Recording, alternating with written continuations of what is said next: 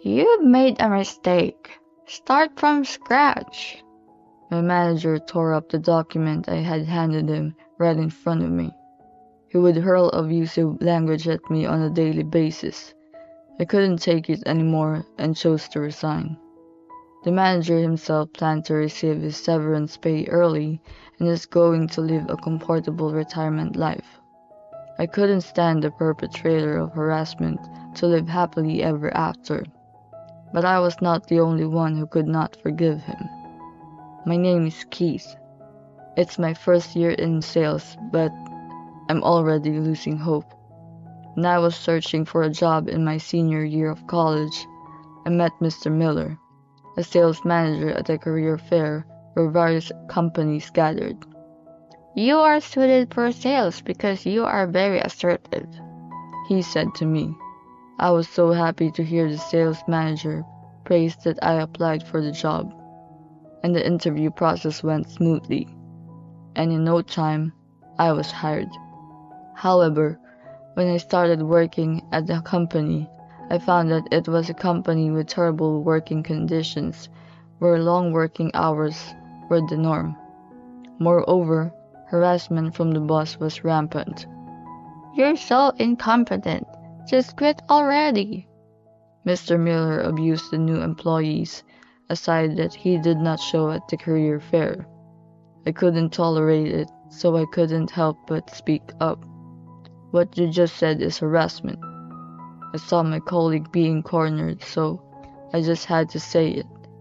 After that, I started to be the target. By the way, the colleague I covered for quit after that. I'm going to make you quit just like him. The manager who declared harassment abuses me day after day. If you don't finish your work, you'll have to work on your days off. Make 100 sales calls a day. It was an everyday occurrence to be told to do something unreasonable like that. When I tried to ask for help, my seniors and peers turned a blind eye. As long as I'm their target, they wouldn't get harassed. They didn't want to get involved, so they just kept silent. There was no one here to help me. The only person who was there for me was Megan, a female employee in the accounting department. When Megan saw me being harshly scolded by the manager, she began to worry about me. She noticed the manager's brutal tone toward me. If you don't have anyone in the company you can talk to, how about talking to the Department of Labor? She gave me advice and encouraged me saying that. But at the time, I was mentally exhausted. I didn't even have the energy to consult with the Department of Labor. Megan continued to be very concerned about me, and we grew a relationship as we went out for dinner several times. We eventually started dating without telling the company. Even when work is hard, just having Megan there gives me the energy to go to work. It was fun to keep our relationship on the down low so that our co-workers didn't find out. Nonetheless, it didn't change my manager's attitude. Although I had the support of my girlfriend, I gradually became mentally drained. One day, I made a mistake in my paperwork. Turn it in first thing tomorrow morning. I was given the work at the end of my regular work day. I worked as hard as I can to finish it, so much that I had to catch the last train home. Mr. Miller checked the paperwork and said, You've made a mistake. Start from scratch, and tore up the documents in front of me. Moreover, he would shout, You're useless. You can't even make a simple document. You're fired. If I had been my usual self, I would have begged him and asked for another chance, but I couldn't stand it anymore. It was as if my body was telling me it was at its limit. Okay, I'll quit. My words caused a stir among the other employees, but Mr. Miller grinned and said, No company will hire somebody like you with no work history. You'll be unemployed for the rest of your life. I voluntarily resigned for personal reasons, but it was like I was backed into a corner and got fired. I was so frustrated that I cried out loud when I got home. I told my parents how I ended up quitting my job. They were furious with Mr. Miller. "I get a job, so you should come back." My father wanted me to go back to my hometown and get a job there. I had come to the city after college for my job. The career fair where I met Mr. Miller was local college students. I was happy and grateful for my father's offer, but I had Megan to think about. Couldn't come up with an answer on my own, so I decided to ask Megan for advice. I think it's a good idea to stay with your family and take it easy for a while. Even if we'll be long distance, it doesn't mean we can't see each other. And so, with Megan's words, I made up my mind to return to my hometown. My father introduced me to a new job at a company headquartered in the city. It is a relatively large company that is involved in a variety of businesses. I'll work in a small branch office, but if I work hard enough, I might be able to move to the head office. I promised Megan, saying, and make sure I get transferred to the head office. After 3 years, I was transferred to the head office in recognition of my request and my job performance. I guess it was the result of working harder than anyone else, because I didn't want my father, who introduced me to the company, to lose face. Work at the head office was going well. The quotas were fairly strict, but there were no bosses yelling at me like at my old job. At times like this, I wondered how Mr. Miller was doing. Megan was still working at the same place as before, but perhaps out of concern for me, the subject of him never came up. Is he still as he was? I asked Megan while we were having dinner together. After you quit, another employee became a target, and he ended up quitting too. Mr. Miller's the kind of person who relieves stress by bullying younger employees, Megan says with a sigh. When Megan found out about the harassment, she talked to her boss, the head of the accounting department. However, she was told that that's how young people learn how society works, and was given a lukewarm answer. She says she began to have doubts about a company that tolerates that kind of harassment. I thought I couldn't go on like this, so I talked to my boss about it, but as a result, she found that she couldn't rely on him. Megan began to think that she should find Mr. Miller's weak points by herself. Even if I reported the harassment to the president, he probably wouldn't take it seriously. So I decided to get rid of the source of the problem, Mr. Miller. For the past 3 years since you moved back to your hometown, I've been following his every move. I never forgave the person who hurt my boyfriend, and never will. When I saw Megan smiling at me like that, I knew I couldn't go against her. And then Megan found Mr. Miller's weak point. What is that? I was surprised when I heard Megan's story. If what she said was true, I would be able to take him down. For the 3 years since I left, Megan had been trying to figure out how to corner him. She didn't talk to me about it because she thought it would bring back the trauma of the harassment. Megan's kindness warms my heart. At this time, I had no idea that a few days later, I would meet Mr. Miller himself. I was having a meeting with a senior co-worker in the lobby of the head office when I saw a familiar face. I excused myself to walk up to the man I recognized.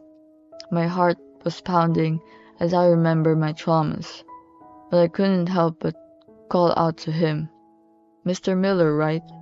I say, from behind him, and told him my name. Mr. Miller remembered me and grinned. "Oh, you're the weakling who couldn't stand my guidance and run away. Are you here looking for a job in that suit? You don't belong here." He made fun of me like that. Well, I was just in the middle of a meeting. "What can I do for you?" I didn't take his bait and gave him my sales smile. Then, Mr. Miller sensing the situation, gave me a disapproving look and said, I'm here on a business meeting. It doesn't seem to be with the department to which you belong. It's a shame we can't work together, he said, obviously not meaning it. I chuckled to myself. Then he starts boasting about his accomplishments, perhaps because I was his old subordinate and was even the one whom he harassed. This business meeting is my last. I'm going to retire early and enjoy my retirement. And I'll be getting more than enough severance pay. It was worth working for the same company for decades. I guess this won't happen to you though, if you've been moving from one company to the next. I knew it was a provocation, but I lost my temper. During the rough times I had to endure the harassment, I was so miserable seeing my girlfriend worried for me that there were times I wanted to disappear. However, the perpetrator, Mr. Miller, never showed any remorse for what he did. I couldn't help but feel angry at him. I felt ashamed of myself for causing trouble to Megan and my parents because of someone like him. It's good to hear you've worked so hard for decades, but no severance paid for you, I said in anger. What? Mr. Miller asked, confused. What are you talking about? What are you going to do with my severance pay? What's more, how dare you to talk to me like that? Even though we don't have a boss-subordinate relationship, that's not the kind of language you use with your elders. I'm taking this matter up with your boss. I interrupted him as he started lecturing me. Did you know that if you're found to have embezzled on the job, you won't get any severance pay? What? Mr. Miller, who had been babbling on and on until a few minutes ago, fell quiet. Paddling off business trip expenses, personal use of rewards earned from the corporate card. If you have accumulated this over the decades, it must be a considerable amount of money. If the president found out, you would not only lose his severance pay, but could even be dismissed before you're retired. As I spoke without hesitation, I noticed him turning pale. All of this was told to me by Megan. Megan had gone through all the receipts, credit card rewards history, and interviews with salespeople over the past few years. For example, he booked a bullet train ticket and submitted the receipt to accounting. Then, he would cancel the reservation, take the express bus, and put the difference into his pocket.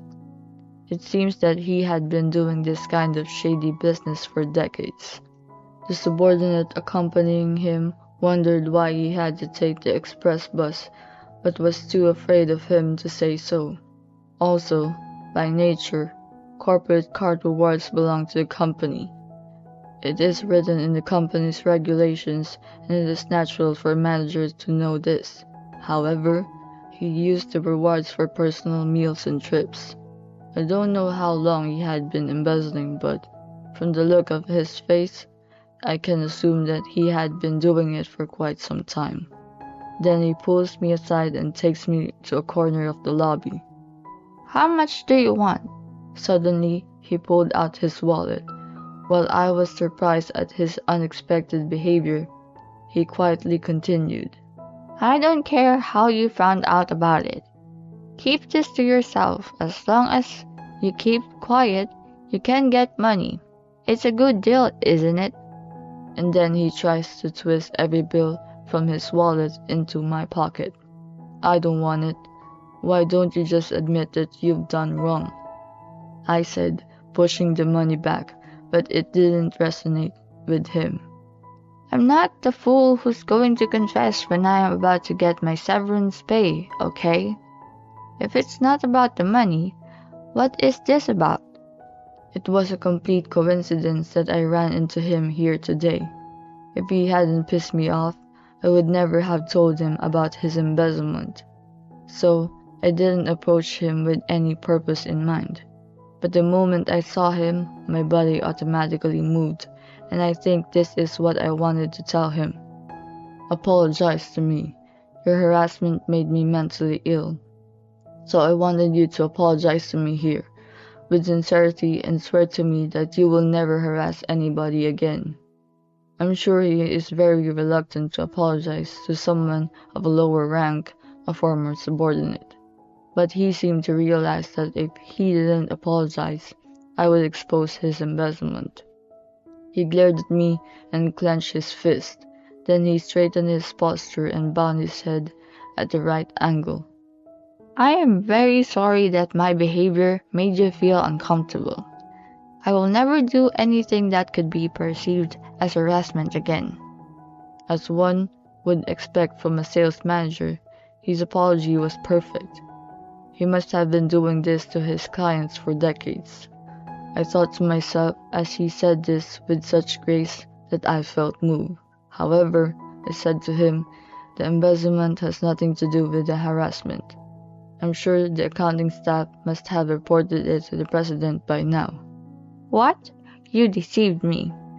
The angry manager stormed at me.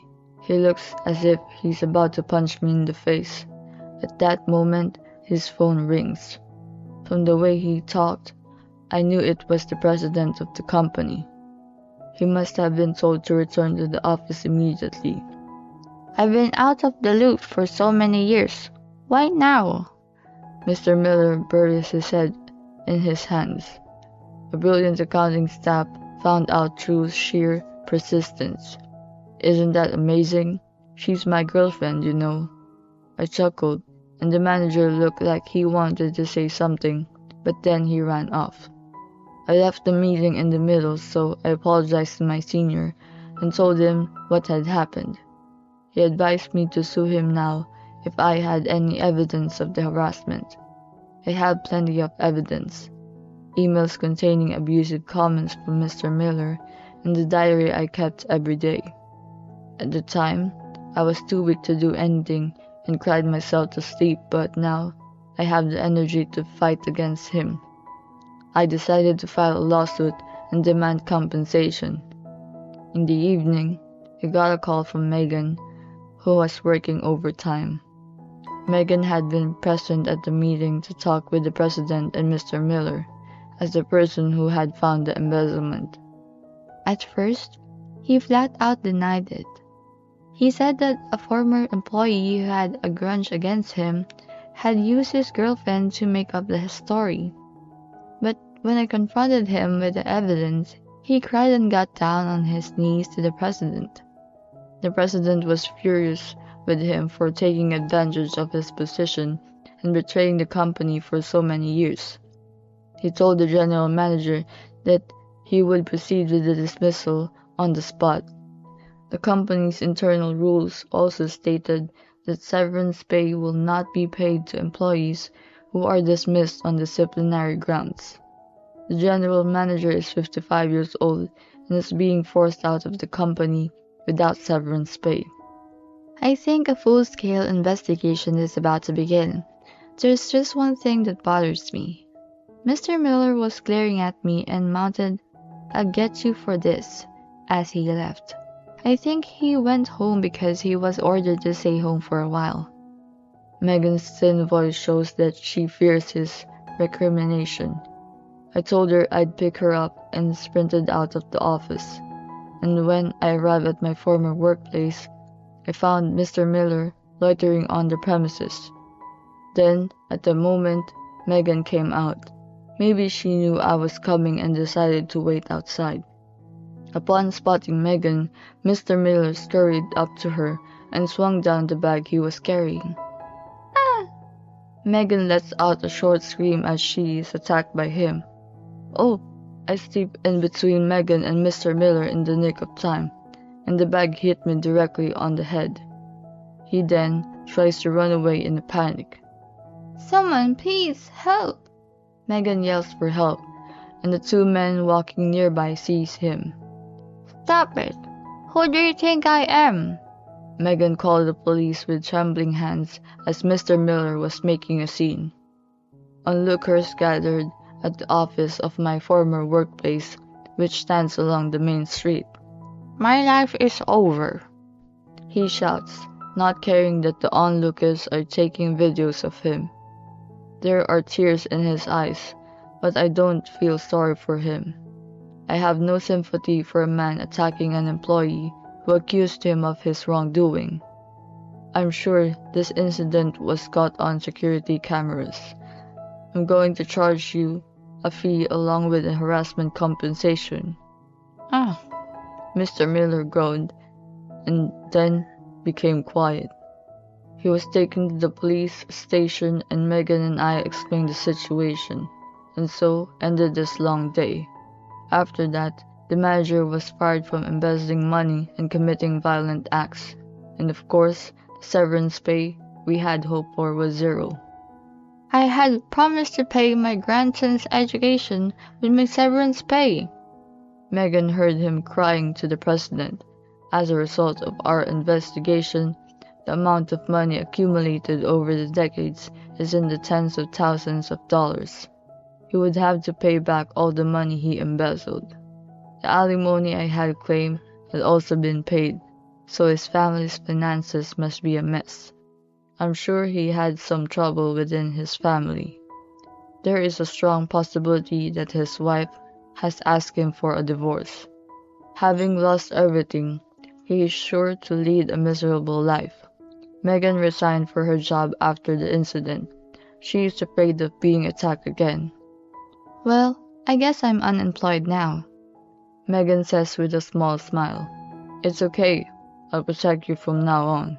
So let's get married, I say as I hand her the ring. Megan is laughing and crying with happiness. I'm going to do whatever it takes to protect her.